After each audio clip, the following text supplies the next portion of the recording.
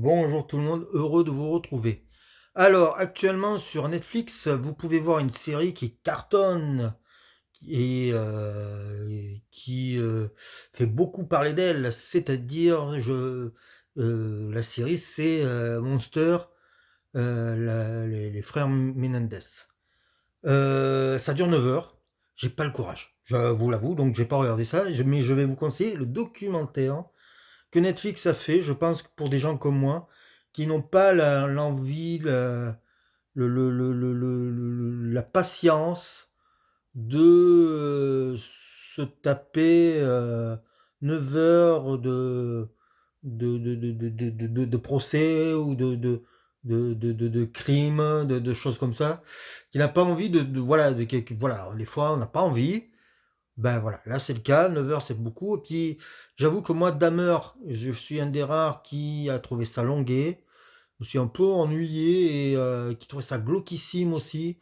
Voilà, j'avais pas envie de me taper ça. Donc mais le documentaire est sorti et c'est une bonne chose. Ça dure 2 heures et ça suffit à son affaire. Alors, je vais vous raconter le début parce que l'idée c'est que vous le regardez. Je vais pas vous raconter tous les détails, tout ce qui est croustillant, tout ce qui fait le sel de l'affaire.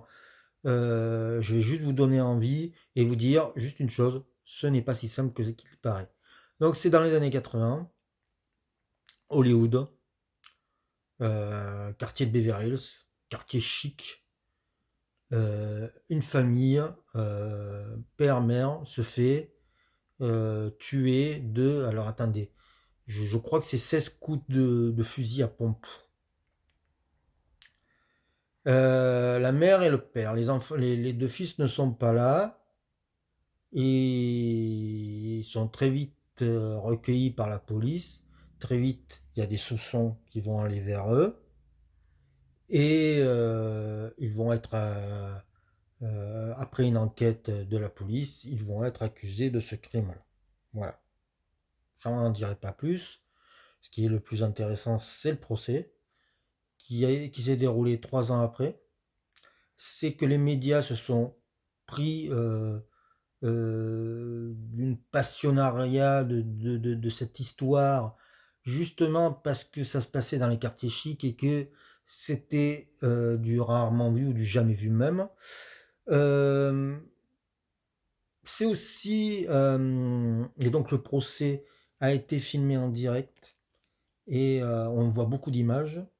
Le documentaire a pour intérêt aussi, c'est que les frères Menendez, Lyle et Rick Menendez, ont été interviewés au téléphone et qui commentent et qui expliquent ce qu'ils ont ressenti, ce qu'ils ont vécu ou pas. Alors, je vous parle d'un crime qui paraît assez simple, voilà.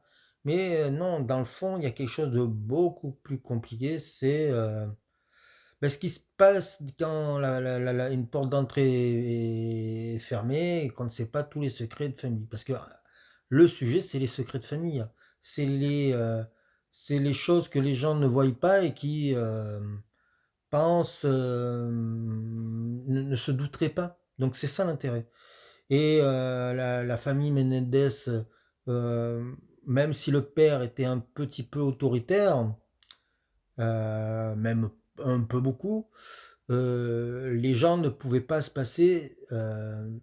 ne pouvaient pas penser à ce qui se passait, voilà, pardon, dès que la porte était fermée. Et c'est un peu ça que le procès a essayé de démontrer, même si ça n'a pas servi à grand chose. Et voilà, déjà d'avoir dit ça, j'en dis beaucoup. C'est passionnant, ça dure 2 heures. Alors 2 heures, c'est bien. 9 heures, ça me semble long. Donc, je suis content d'avoir vu les 2 heures du documentaire. Les 9 heures, j'ai peur qu'ils tirent beaucoup à la ligne. Parce qu'en fait, l'histoire, elle est extrêmement simple. Après, c'est aussi, on n'est pas dans le serial killer comme pouvait être Eric Dahmer, la précédente saison. On est plutôt dans un truc qu'avait fait, déjà Ryan Murphy, parce que la série est produite par Ryan Murphy et Ryan Murphy avait fait une série qui s'appelait American Crime Story.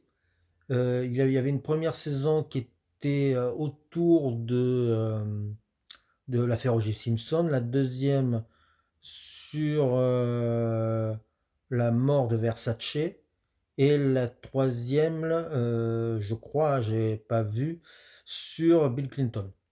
Je crois que c'est ça. La troisième, je suis pas sûr. J'ai vu Bill Clinton, Clive Owen grimé, hein, mais j'ai pas vu la série, donc je suis pas sûr de ce que je dis complètement. Mais le système de la série ressemble beaucoup à ça. Et ça me fait penser beaucoup à la deuxième saison sur Versace qui était très très voilà, c'est très embrouillé d'une manière narrative. C'est-à-dire il y avait des flashbacks, des flash forwards, des machins, des trucs comme ça. C'était trop compliqué à suivre. Et ce que j'ai pu comprendre et percevoir de la série Monster fait penser à ça. Donc c'est pour ça que j'ai pas eu envie de le voir et que je pense que le documentaire me suffit largement. Mais à vous de voir. En tout cas, si vous voulez connaître l'histoire des frères Menendez, eh ben, je vous conseille ce documentaire qui est fort passionnant.